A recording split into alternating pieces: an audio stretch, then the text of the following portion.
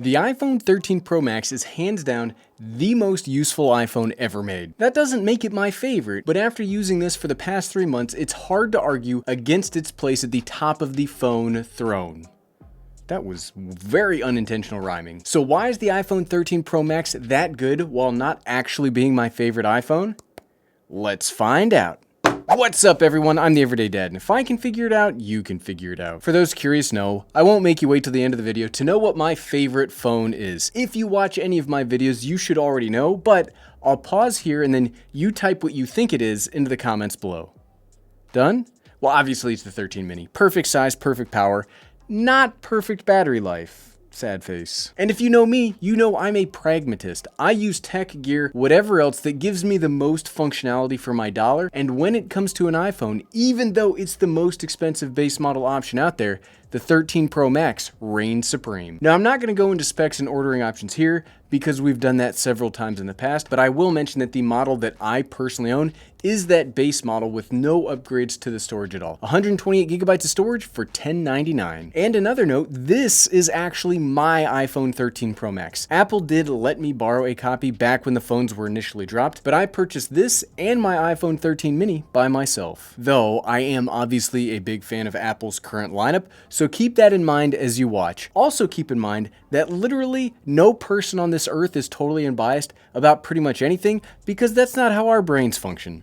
I'm sorry if that's a shock to you. Back to the iPhone 13 Pro Max itself though. Let's get into the things that I've liked and the things that I've disliked after using this every single day for the past 3 months. Obviously the first thing I've liked is the battery life, and I would say liked is a pretty weak term for my feelings about how long this phone can go on one charge. I've said this in my past ecosystem videos I've made, so this is really a note for all the new viewers. Welcome, if you are new by the way. I routinely get 2 whole days of use out of my Pro Max. That's not, let's use it as little as possible to make it through the day. That's not, okay, we'll charge it a little bit in the middle of the day. That's not even a day and then putting it on the charger halfway through that second day. That's 2 whole days of normal use. And even when I'm done with that second day, it still has about 15% left. I don't do any charging tests where I sit down and I let my phone play a YouTube video for 48 hours because I wouldn't do that in real life, and that doesn't show real battery life. Battery life for me and how I use my phone is, okay, let's turn on the phone,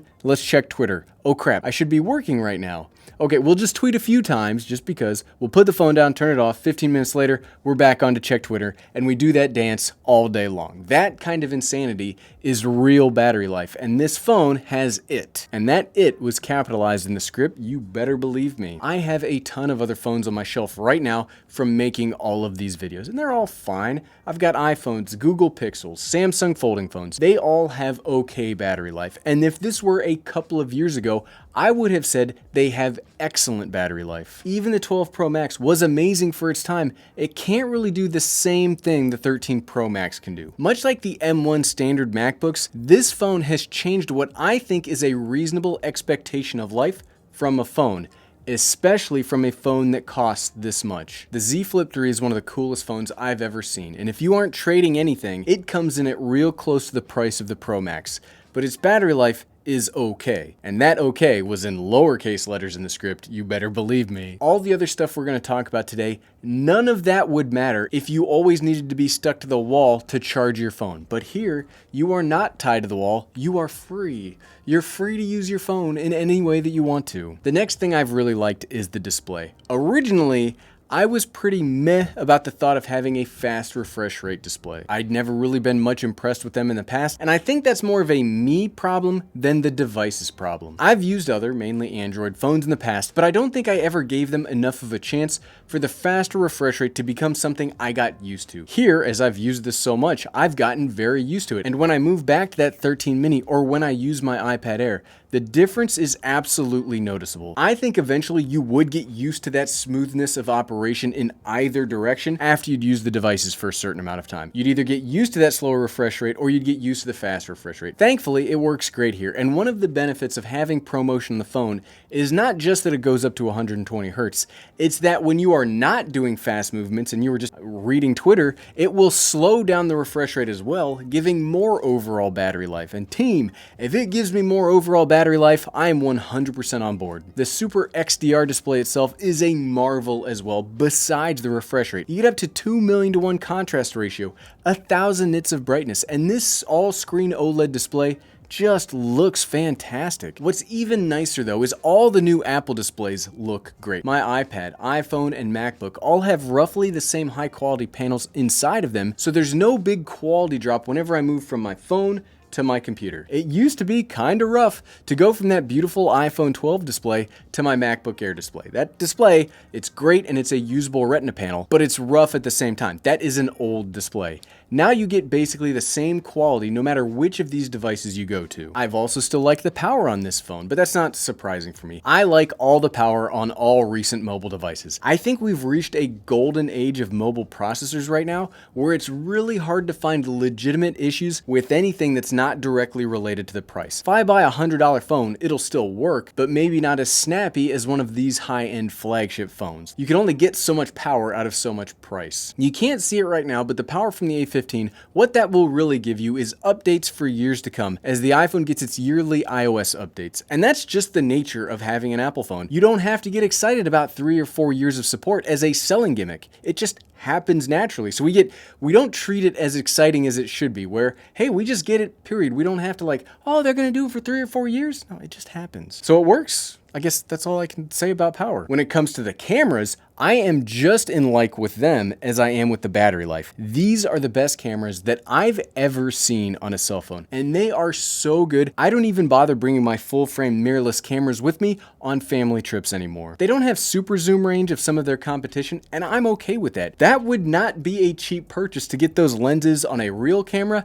not to mention how much the camera itself would cost. Yes, if you buy a Sony 35mm 1.4 G Master lens and the brand new Sony A7 IV camera, and you know how to use them properly, folks always seem to forget that part, then yes, you can get cleaner, crisper images than you could with the iPhone 13 Max. But that combination alone will cost you over $4,000. So if you aren't making a living with that camera and lens, maybe taking your family pictures with these make a little bit more sense. Plus that setup will be heavy to carry around, and at least in my opinion, you'll take less family pictures because it's just a pain in the butt to lug all that stuff around. This camera array, especially that main wide angle camera, are so good, you'll never need more. Just straight up, you will not need more unless you are professionally doing photography. The cinematic mode that was so exciting when it first came out, it hasn't gotten as much use from me as I thought it would, mainly because the edge detection, it's just not great and it hasn't gotten better. I'm hoping another few updates to this software could include the LiDAR scanner in the mix, so the phone will know for a fact what objects are where,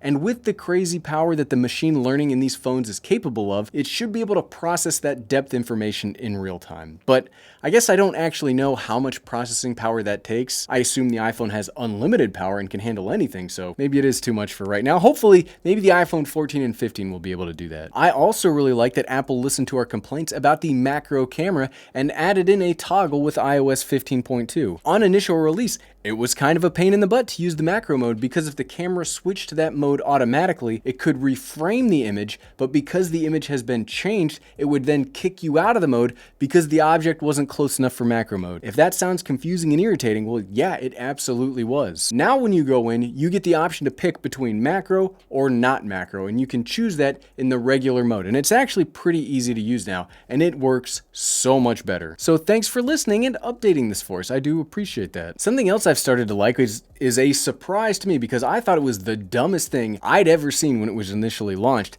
and that's the Magsafe Wallet. And I guess that's not something about the 13 Pro Max, but I have been using it with the 13 Pro Max. This is my only wallet now. I realized that I only ever carry 2 cards with me at any given time, and they both very easily fit into the wallet. I just pop it on my phone when I leave, and it's freed my back pockets up totally. I used to always have to take my wallet out of my pocket because of just how uncomfortable it was to sit on it, and my glutes seriously thank this little invention. Still looks goofy, and I'm not sure how much I could recommend it to somebody, but at least for the past month, this has been my only wallet, and it's surprising how much space you save when you move to this. So those are all the things I've liked, but it's not perfect. What are some things that I dislike about the phone as well? I still don't like how big and heavy the phone is. It is a little heavier than the 12 Pro Max, and it took me longer to get used to this extra weight than I thought it would initially. And I know that's again a me problem. I know the answer would be to get the 13 Pro instead of the Pro Max because the Pro Max it's designed to be the bigger phone. I get that. I just can't use the Pro regular, the smaller Pro phones. They're just so dense and they're so heavy while being much more narrower.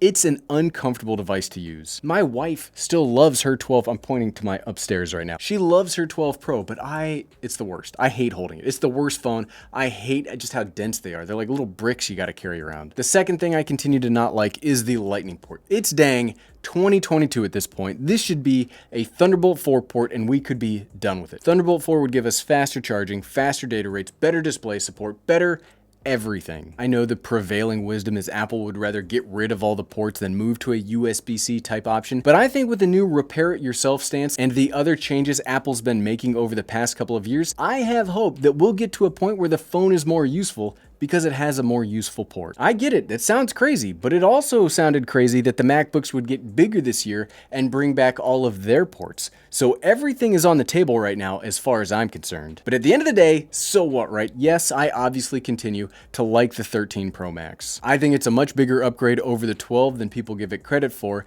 and the fact that I keep using this daily despite hating one of the main features, its size, that should give some kind of a credibility to just how good this darn thing really is. It's got the power, it's got the battery life, screen technology, everything. It's got everything you could ever want from a phone, and I highly recommend it. Don't go into debt to lease one, but if you have the means, this is the phone to get. And if you like this video and you want to see how this fits in with what I think of as the most powerful ecosystem, you can find my video laying that all out by clicking right here. Click, click, click, click, click, click, click.